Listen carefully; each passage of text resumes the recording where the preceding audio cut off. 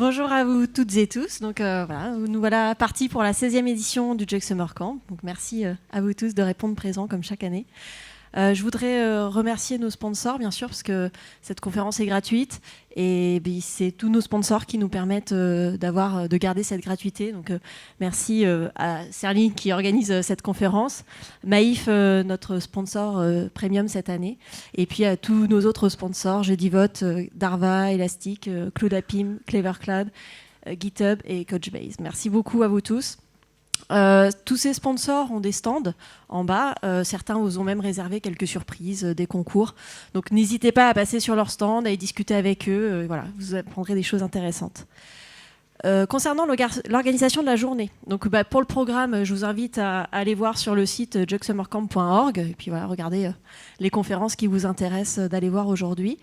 Et concernant le déjeuner, donc la pause est de midi à 13h25. La restauration est à l'étage juste de l'autre côté en face, c'est un repas assis avec un buffet.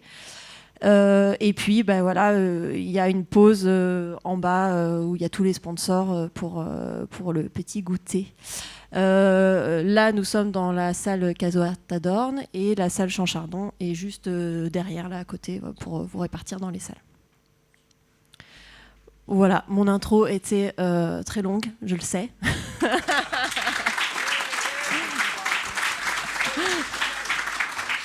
Je vous souhaite une excellente conférence et puis je laisse la parole à Fanny ce matin pour la keynote. Merci beaucoup Fanny d'avoir accepté notre invitation.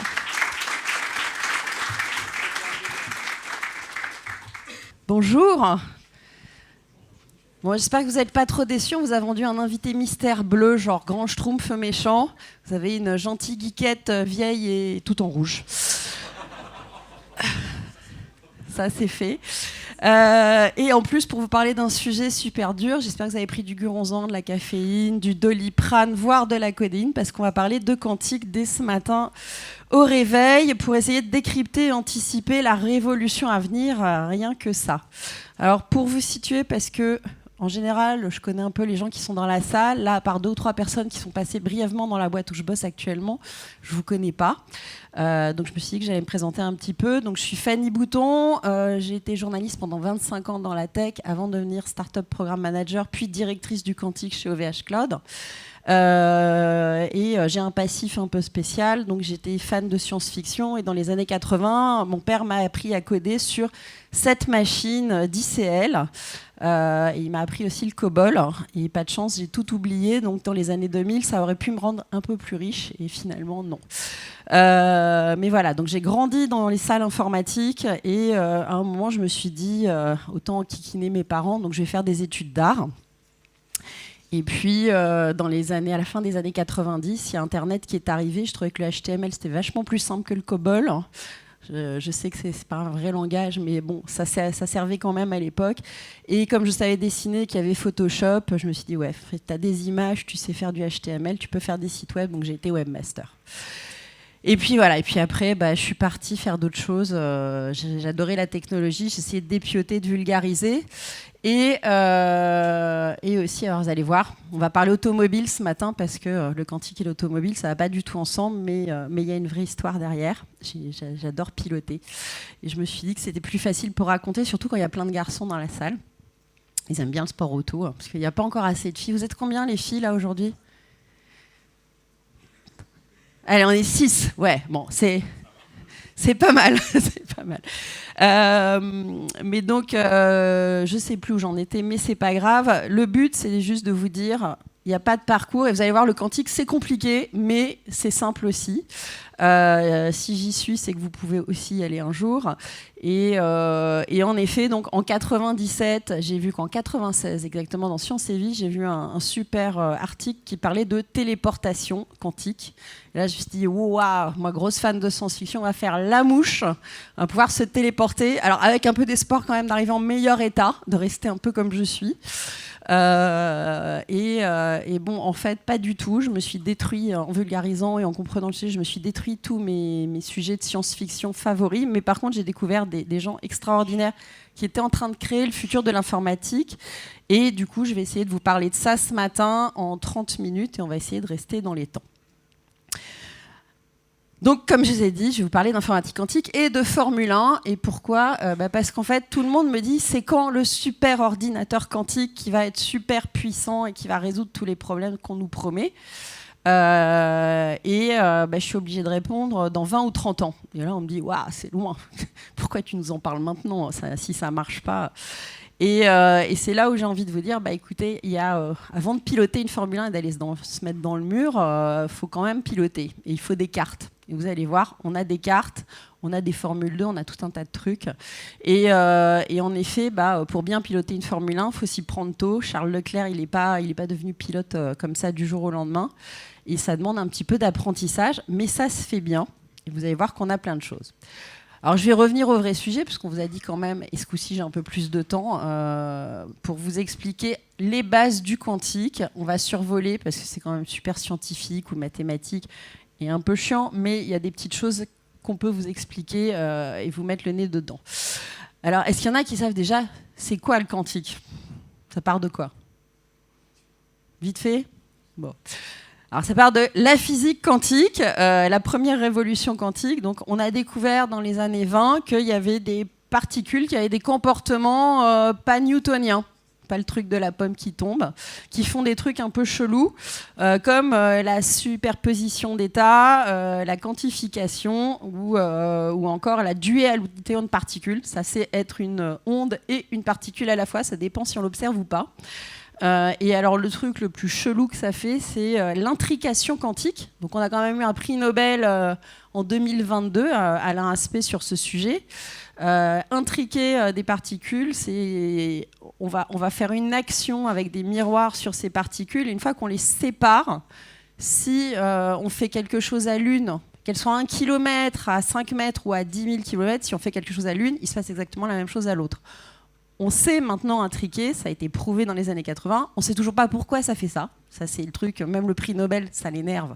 Mais il ne sait pas, et il dit, celui qui vous explique pourquoi ça fait ça, et parce qu'il y a la science obscure derrière, il va vous dire, c'est des menteurs, hein, n'y allez pas.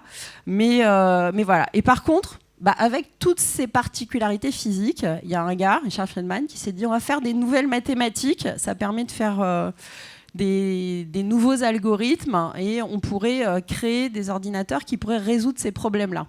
Bon, sauf que le gars, à l'époque, il a fait tout ça en théorie sur un bout de papier parce qu'on avait découvert comment ces particules quantiques, mais on ne savait pas encore les maîtriser. Donc, comme je vous dis, il y a 2 révolutions. La première, on découvre les phénomènes en physique quantique. Et puis, on commence à manipuler. Donc, quand on vous dit que votre télé, elle est quantique, s'il y a des photons, les photons sont des particules quantiques, donc ce n'est pas faux. Mais ce n'est pas des ordinateurs quantiques, ça ne résout pas des calculs quantiques. Donc ça, c'est la première révolution quantique. On utilise les particules quantiques, on fait des choses avec, mais on ne sait pas les manipuler, et encore moins les manipuler à plusieurs. Et puis, grâce à l'intrication quantique d'Alain Aspect, on va passer à la seconde révolution quantique. Et là, on peut commencer à faire des ordinateurs. Il y a un étudiant d'Alain Aspect qui se dit, tiens, avec des atomes francs, en pilotant ces atomes avec des photons, je peux faire un ordinateur quantique tel que ça a été décrit par Friedman. Et c'est ce qui donne la start-up Pascal, si vous en avez entendu parler, qui a levé plus de 100 millions d'euros il y a 2 ans. Donc, on a le début de ces ordinateurs quantiques qui démarrent donc en labo dans les années 80, suite aux résultats d'Alain Aspect et des prix Nobel. Alors, la promesse du calcul quantique, je vais revenir un petit peu dessus, mais pourquoi est-ce qu'on s'intéresse autant à ce sujet ? Souvent on dit ouais, ça va remplacer l'informatique classique, ça va permettre de faire des super AGI, Skynet, tout ce que vous voulez. Non, pas du tout. Ça va résoudre dans un temps beaucoup plus court, qui n'est même pas solvable sur des supercalculateurs actuels. Et on sait qu'avec la loi de Moore, on commence à être un petit peu limité par la taille des processeurs. On a du mal à augmenter la capacité de nos calculs de maintenant. Ces calculs, ces algorithmes ne peuvent pas tourner ou vont tourner sur un temps qui est tellement long que ça coûte trop cher, c'est pas intéressant ou c'est pas résolvable. Et on a cet espoir que pour ces types de calculs qui sont l'optimisation, la simulation et potentiellement l'accélération du machine learning, l'accélération de l'apprentissage du machine learning, on puisse vraiment avoir des gains de temps exponentielle. Et ça, c'est vraiment important parce que Imaginez, on l'a vu avec l'IA, on a réussi à résoudre, alors avec des vaccins, je sais qu'il y a des anti-vax, tout ce que vous voulez, mais avant on mettait 5 ans, on faisait tout dans des éprouvettes, etc. Et on finissait par trouver un résultat. Et en général, on arrivait à sortir un vaccin en 5 ans. Pendant le Covid, et dans ces années-là, on a commencé à faire beaucoup de simulations par l'IA, et on est descendu à 18 mois maintenant pour sortir des médicaments et des vaccins. On espère avoir des vaccins ou des médicaments dans un temps peut-être de 2 semaines, 1 semaine, grâce à ça, parce que, et avec un affinage qui sera beaucoup plus près des gens, avec des effets secondaires moindres, parce qu'on pourra aller dans des complexités de molécules beaucoup plus fortes. Et ça, on le sait et on le voit théoriquement, mais maintenant, il faut tout mettre en application. Il faut les machines, mais du coup, il faut faire les algorithmes mathématiques, et il faut après aller encoder sur les machines. Et vous allez voir que là aussi, il y a encore quelques steps à passer qui sont intéressants. Et c'est là où il y a beaucoup de boulot pour plein de gens. Donc là, on est à l'ère du début de la Formule 1. C'est vraiment... Mais il y a quand même des gars qui sont allés rouler là-dessus et qui faisaient des courses. Il y en a beaucoup qui sont morts, il y avait plus de blessés. Mais c'était hyper impressionnant à l'époque. Je vais vous mettre un autre parallèle. Moi, il y a 30 ans, quand The Mask est sorti, je suis allée aux États-Unis pour voir le film. On attendait 9 mois de décalage entre les US et la France quand même pour voir un film. Je faisais des images de synthèse, c'était 40 mégas sur mon disque dur, sur mon 486 DX266. Ça tournait toute la nuit pour avoir 20 secondes de vidéo et des fois il me manquait 1 méga. Et là, on sortait un film avec des super calculateurs, je ne sais plus comment ils s'appelaient, mais les trucs qu'ils avaient pour faire les CGI aux US, mais on sortait, on va voir le film en images de synthèse, on se dit « Waouh, imagine ce qu'on va faire dans 30 ans. On fera des trucs où il n'y aura plus un seul acteur et tout. » Bon, on y est quasiment. On commence à faire quand même des trucs de dingue. On a enfin des disques durs avec des téraoctets, des serveurs avec des fois on peut ranger des pétaoctets. Moi, à l'époque, je ne dis pas le prix pour avoir le fameux petit disque qui faisait 1 giga ou 1 méga. C'était, quoi. On avait le méga et pour aller au giga, c'était super cher. Il n'y avait que les enfants de riches qui pouvaient avoir le truc, le zip, le lecteur zip sur lequel tu mettais plus de mémoire.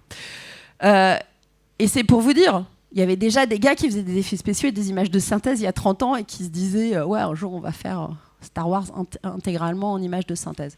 Bon, on y est. Bah là, c'est pareil. Il faut des gars qui vont commencer à aller coder le quantique, faire les algos et tout, même si les machines, elles sont balbutiantes, et on en a. Alors par contre, bah, c'est comment qu'on code là-dessus et c'est quoi? Alors on passe du bit au qubit. Alors là, je ne vais pas vous faire le cours de mathématiques, mais en gros, un qubit, ça se code comme ça. Je ne sais pas s'il y en a dans la salle qui savent lire cette formule. Levez la main. Ah, il y en a, hein. Il y en a, ils ont fait des grosses études où ils étaient bons en maths, quand ils ont écouté leur prof. Mais en gros, ça ressemble à ça. Souvent, on le représente comme ça. Donc, c'est une sphère de blocs. Et en fait, on met les 0 et les 1 sur la sphère. C'est 0 et 1 à la fois. En fait. Et c'est pour ça qu'on va pouvoir multiplier les calculs. Moi, j'appelle ça aussi l'étoile de la mort, hein, pour les fans de Star Wars. Vous allez voir, il faut bien qu'il y ait quelques références. Mais en tout cas, c'est comme ça qu'on modélise les qubits et leur fonctionnement, c'est-à-dire qu'en fonction des vecteurs, on va mettre les 0 et les 1 et on va encoder les portes là-dessus. Je ne vais pas rentrer dans le détail, mais du coup, on va passer des portes classiques à des portes quantiques. Et dans la plupart des ordinateurs quantiques, il y a aussi un truc qui est très différent, c'est on ne fait plus circuler les qubits d'un endroit à un autre. Ce sont les portes qui vont tourner autour des qubits. Donc autant vous dire que mathématiquement et du coup en codant, c'est plus la même chose. Donc il y a plein de petites choses comme ça. Je pourrais vous dire, on ne peut pas copier une donnée. Quand on utilise une donnée, on la détruit et on obtient un autre résultat. Donc là aussi, ça fait réfléchir à mince comment je fais. Donc voilà, donc il y a tout un tas de petits préceptes et de découvertes à faire qui sont hyper intéressantes, mais ça n'empêche pas que du coup on commence à avoir des développeurs qui se spécialisent là-dedans. J'ai beaucoup de gens qui sont dans l'IA qui s'upgrade maintenant sur le sujet. Une des choses intéressantes, c'est que ça ne va pas remplacer les métiers que vous faites, ça va venir les compléter. On parle quand même plus d'un super GPU, d'ailleurs on appelle ça un QPU, hein, un Quantum Processing Unit. Qui va venir s'ajouter souvent à un process avec d'autres ordinateurs classiques. Il y aura toujours des surcouches de dev classiques. Et puis, c'est plus une transformation des métiers et des adaptations, mais On n'a pas de formation encore au quantique. C'est comme quand moi j'ai démarré Internet, il n'y avait pas de formation à webmaster. Ça a démarré, au début c'était plutôt des gens qui commençaient à bosser à droite à gauche, et puis on a commencé à avoir des formations. Puis maintenant être webmaster, c'est 37 métiers chez les RH. Ouais, j'ai dû expliquer comment on faisait au RH, comment on mettait un directeur quantique chez un cloud provider. Pour l'instant, ça n'existait pas dans les fiches, c'est compliqué. Donc pour l'instant, je suis product manager officiellement. Vous voyez. Donc tous les métiers, ça se crée au fur et à mesure et on apprend au fur et à mesure. Un autre sujet intéressant, c'est que c'est du travail d'équipe. C'est qu'il faut des physiciens, des mathématiciens, des devs, des ingés. Il y a tout à faire. Pour avoir une Formule 1, c'est pas tout seul qu'on joue. Et surtout, il y a plein de types de différentes machines. Alors là aussi, c'est un truc, ça paraît super tôt, mais vous savez tous que c'est du silicium qui fait vos transistors dans vos téléphones, vos ordis, etc. C'est un matériau qu'on a choisi à un moment parce qu'il était industrialisable, il était réplicable, et tout a mergé dessus. Il y a quand même des mecs qui ont essayé de faire des 0 et des 1 avec des ampoules, avec de l'eau. Si vous regardez la recherche derrière au début pour faire les calculs d'informatique classique, on a essayé plein de matériaux. Là, sur le quantique, on a plusieurs grandes familles de matériaux qui ont été choisis. Donc des ions piégés, des atomes froids, des circuits supraconducteurs ou des spins d'électrons qui reproduisent le comportement de ces particularités. Des particularités. On parle aussi de photons et le truc le plus fun, parce qu'on aime bien le chat de Schrödinger, c'est les Flying Cat qubits. Donc c'est des qubits volants. Ils ont un petit nom comme ça, mais ils ont une particularité physique bien spécifique. Et c'est dans des sous-parties de tout un tas de matériaux. Donc là, c'est un tableau avec tous les labos et toutes les boîtes qui bossent actuellement sur des ordinateurs quantiques. Donc vous voyez qu'en haut, il y a quand même un nombre de gens qui construisent des ordinateurs quantiques. Il y en a un paquet. Et je reviendrai un petit peu après, mais vous allez voir que la France, on est super bien situé, puisqu'on a 6 constructeurs d'ordinateurs quantiques, et on est un des seuls pays au monde à avoir autant de types d'ordinateurs quantiques différents en construction chez nous, avec des boîtes qui, depuis 2016-2017, ont toutes levé des fonds et continuent et sont toujours dans la course. Vous allez aussi entendre des grands GAFAM faire beaucoup de communication. Ils ont vachement d'argent pour communiquer, plus que les startups. Mais des fois, ils ne sont pas en avance sur les startups. En vrai, le leader actuellement du quantique, c'est IBM, avec 157 qubits. C'est en effet eux qui ont les meilleures machines avec les meilleurs benchmarks. Mais derrière, vous avez un Finlandais, IQM, qui a levé hier 320 millions de dollars, 275 millions d'euros. C'est la plus grosse levée de fonds, plus que dans l'IA en Europe, qui a été faite. C'est une nouvelle unicorn, pour vous dire comment c'est en train de monter ce qui se passe dans le sujet du quantique. Et derrière, on a des startups comme Pascal ou Alice & Bob qui sont arrivées à des levées de 100 millions. Et ce sont des Françaises. Donc là aussi, c'est hyper intéressant cette course. Et il y a dans tous, il y a des avantages et des inconvénients. Par exemple, IBM est le premier. Ils ont beaucoup d'argent. Ils ont vraiment un super labo de recherche. J'y suis allée 2 fois. Je peux vous assurer que c'est impressionnant. Mais quand ils vont arriver à 1000 qubits, ils vont avoir un problème, et je vous expliquerai après pourquoi. Vous allez voir sur la slide d'après. Mais juste pour vous dire, c'est un peu comme une course de pod racer. Vous avez des bons vaisseaux, mais ils font le beau pilote. Il faut le bon mec qui est capable de remettre le bon câble au bon moment pour que ça redémarre quand tu as une panne. Et que c'est hyper important ce jeu d'équipe, et que l'Europe et la France est très très bien située dans cette course au quantique.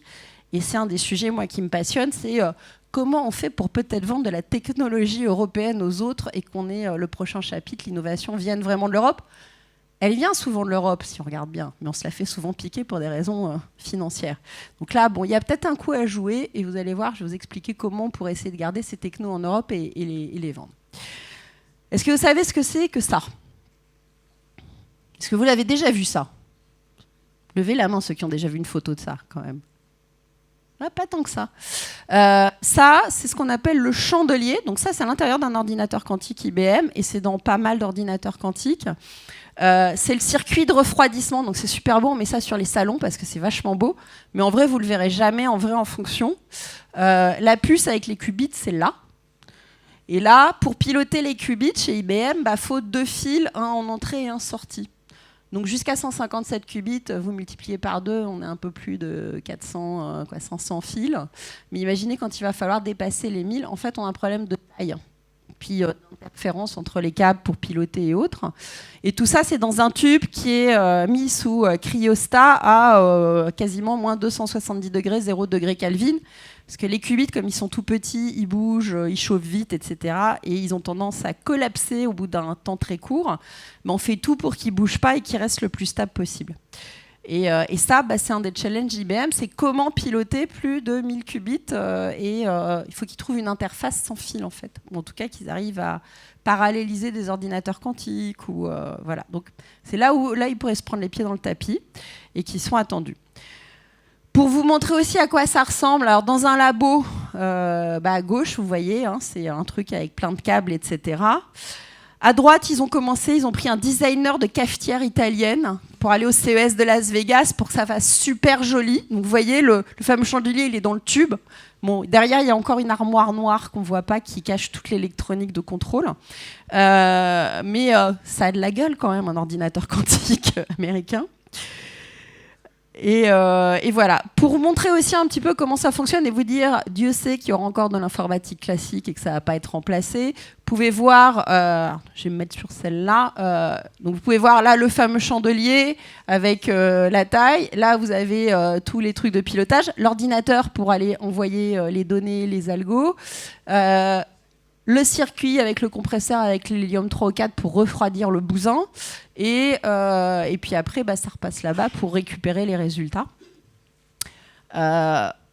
C'est des machines qui ne rentrent pas comme ça en data center. Donc souvent, on nous dit bon, vous achetez des ordinateurs quantiques, vous les mettez. On a plein de challenges. Avant, déjà, il faut que ça arrête d'être des machines de R&D qu'il faut rebooter, resetter, reparamétrer, il faut régler les photons. Ça a plein de contraintes, donc on a encore un peu de boulot à faire. Mais par contre, c'est vrai qu'elles existent et qu'on sait les mettre dans le cloud. Et ça, déjà, c'est un beau truc. Ça vaut très cher, mais vous allez pouvoir commencer à jouer avec. Vous pouvez déjà, d'ailleurs, commencer à jouer avec chez certains. Ça coûte cher. On parle de 3 000 € de l'heure au minimum. C'est pas grand-chose par rapport au GPU. Non ? Si, quand même un peu. Et puis surtout, pour l'instant, on n'a pas encore vraiment de puissance utile. Mais là où c'est intéressant, et vous allez voir la suite, c'est qu'on a les cartes. Et les cartes, c'est bien pour apprendre à piloter.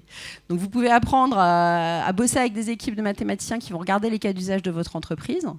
Vous allez pouvoir commencer à coder sur les différents types de machines. Bon, ok, on est encore en mode assembleur, il faut apprendre le langage de chaque machine pour coder sur chaque type de machine. Dans 3-4 ans, vous commencerez à avoir des espèces de WYSIWYG du code informatique où vous ne saurez plus quelle est la machine derrière. Et vous coderez, ça sera capable de surcoder, en fait, de compiler pour que ça aille sur la bonne machine sans que vous fassiez attention. Mais en attendant, c'est vrai qu'il faut comprendre comment ça fonctionne. Et donc, on a ces fameux émulateurs quantiques ou simulateurs quantiques. Là aussi, vous entendrez les deux.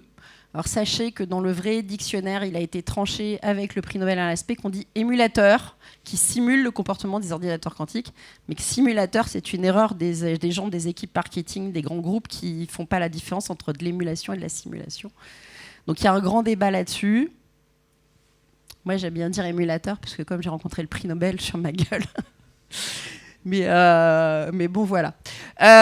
Et donc, ces émulateurs, en général, ils sont sous forme de notebook Jupyter avec du code Python. Et là, il y en a quand même qui s'y retrouvent. Donc voilà. Donc vous pouvez commencer à aller jouer sur ce genre de choses.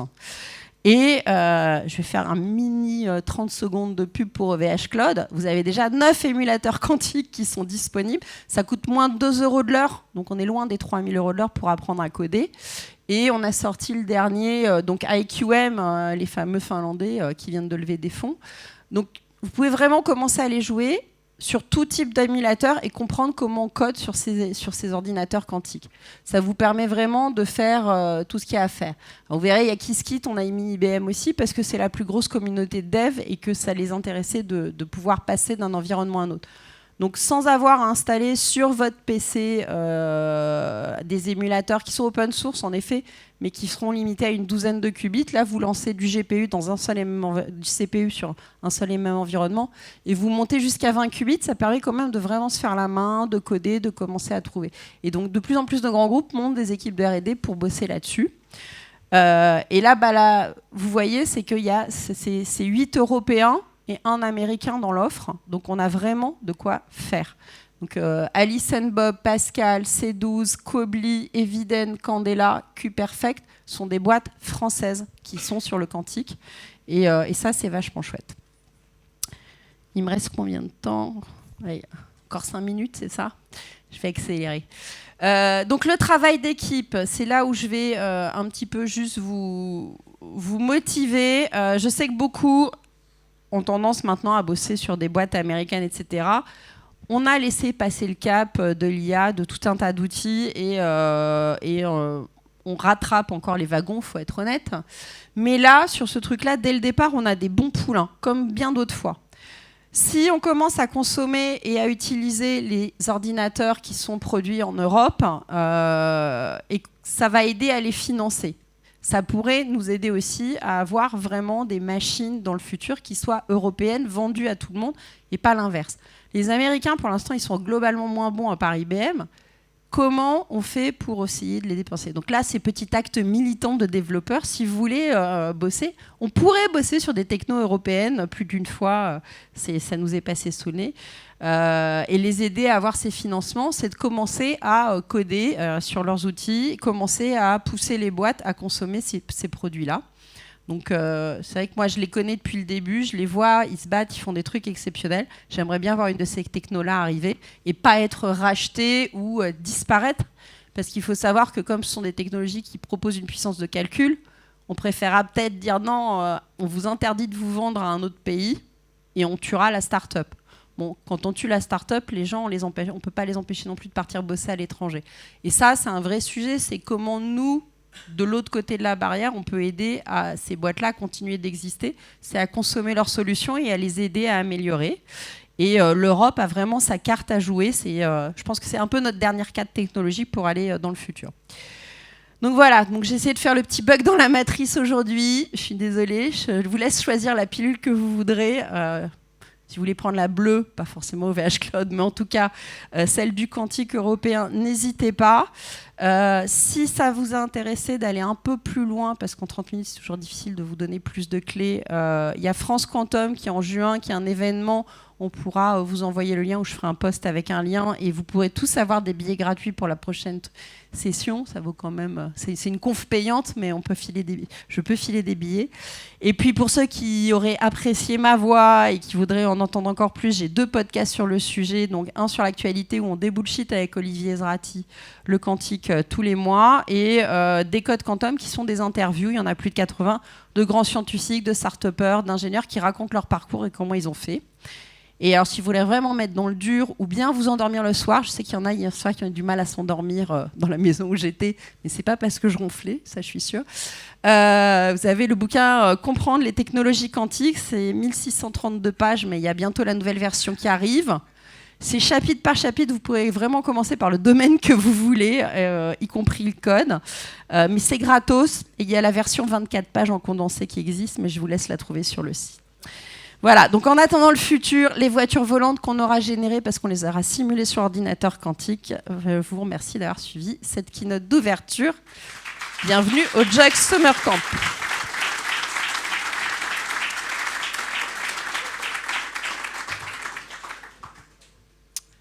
Et je laisse la suite à qui doit passer après moi. Ah oui, pardon, c'est vrai qu'il y a les questions-réponses, mince. Allez-y, posez vos questions, je suis prête à tout, presque. Est-ce qu'il y a des questions? Je les ai tous endormis, ça y est. Il n'y a pas de questions bêtes, il n'y a pas de... N'hésitez pas. Hein.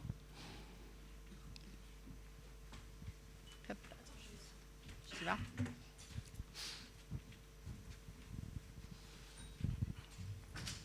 Bonjour.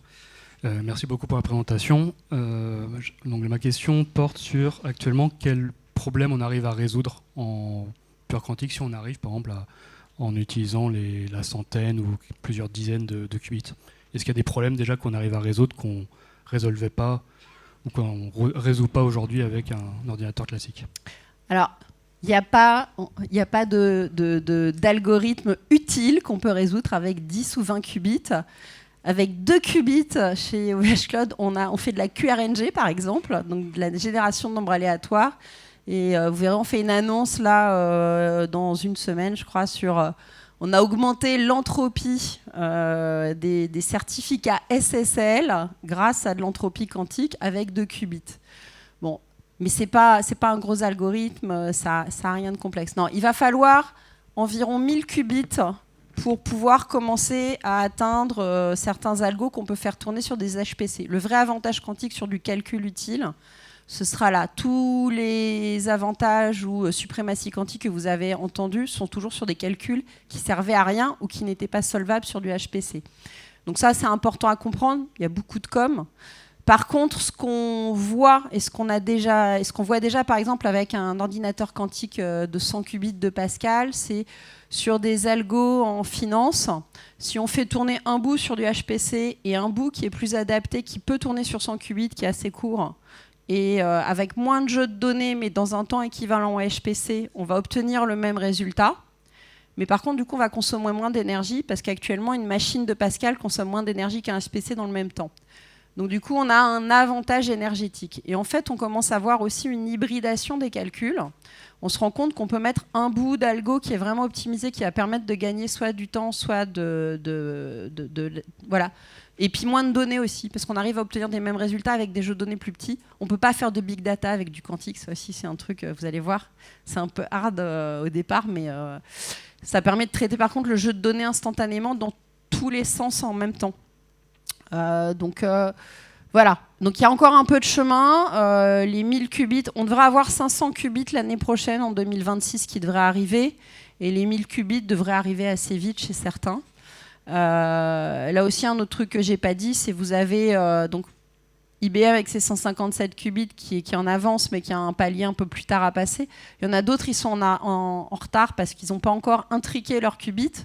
Mais par contre, Kobli, qui est sur du silicium et qui bosse avec ST Microélectronique, le jour où ils savent intriquer leurs qubits, ils peuvent les produire à la chaîne et industrialiser, ce qui est beaucoup plus compliqué que pour IBM. Donc c'est là où il y a un intérêt, et que c'est pas parce qu'on est forcément en retard, c'est un peu le lièvre et la tortue, mais il y en a un qui peut vraiment arriver à la fin plus rapidement et avoir des meilleurs résultats. Donc voilà. Mais donc pas encore non de calcul utile. Et le fameux algo de Shor dont on vous parle pour casser les clés RSA et faire tomber Internet, les bitcoins et tout, faut des milliers, voire des millions de qubits logiques pour casser ça. Donc c'est dans 15, 20, voire 30 ans qu'on y arrivera. Pourquoi il faut sécuriser maintenant? C'est parce que si je pompe votre donnée maintenant et que je peux la décrypter et qu'il y a un intérêt contre lequel je peux vous attaquer dans ces données, il vaut mieux sécuriser maintenant en crypto post-quantique. Voilà, c'est un des sujets aussi.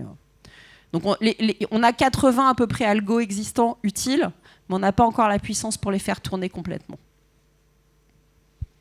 Est-ce qu'il y a une autre question? Vas-y, fais-toi plaisir. Ils dorment tous.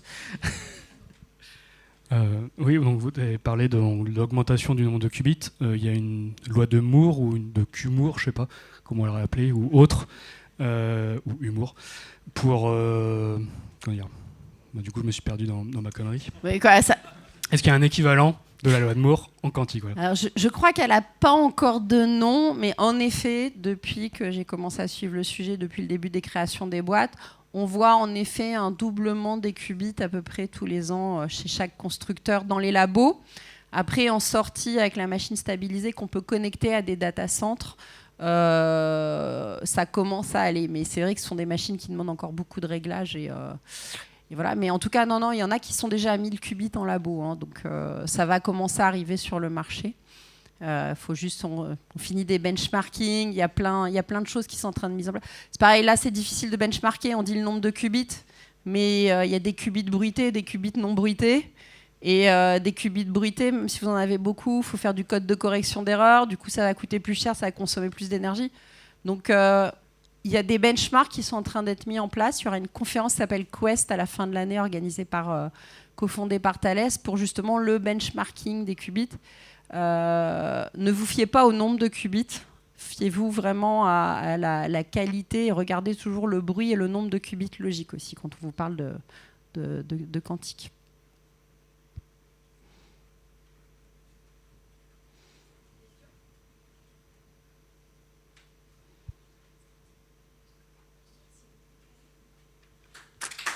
Merci.